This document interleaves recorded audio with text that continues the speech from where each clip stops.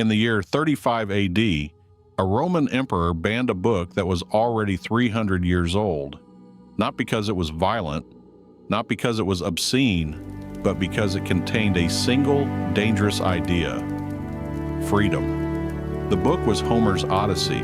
The emperor was Caligula. And he understood something that every ruler since has feared: that the most dangerous thing in the world isn't a weapon. It's a book that makes people think differently.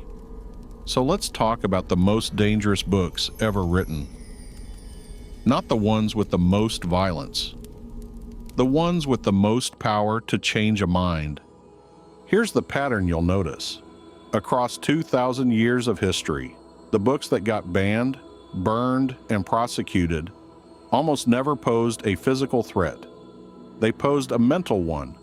When the Catholic Church created its official list of forbidden books in 1559, the Index, it stayed in effect for over 400 years. What made a book qualify? Usually one thing. It questioned an idea the authorities needed people to accept without question. Take Galileo. His crime wasn't building a weapon. It was writing that the Earth moves around the sun. A fact. A true fact. But a true fact that undermined an entire structure of authority. So the book was banned, and Galileo spent the rest of his life under house arrest. This is the strange thing about dangerous books. Their danger isn't measured by how many people they hurt. It's measured by how much they threaten the people in charge. Consider what happened with George Orwell's 1984. It's been banned by governments on both political extremes, accused of being too left-wing in some places, too critical of the state in others. The same book, banned for opposite reasons. Because what it really attacks isn't one ideology. It's the machinery of control itself. And here's where it gets almost poetic.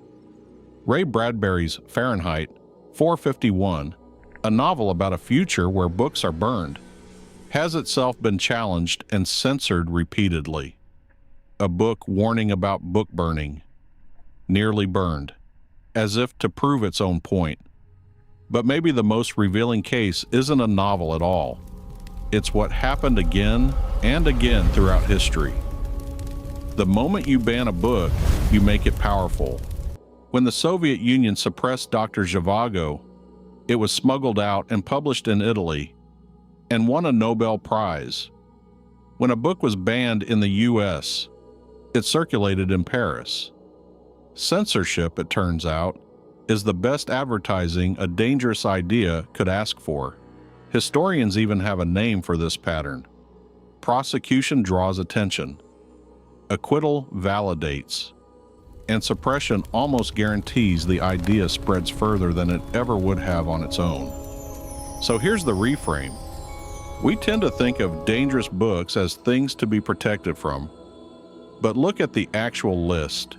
Galileo, Orwell, the Odyssey.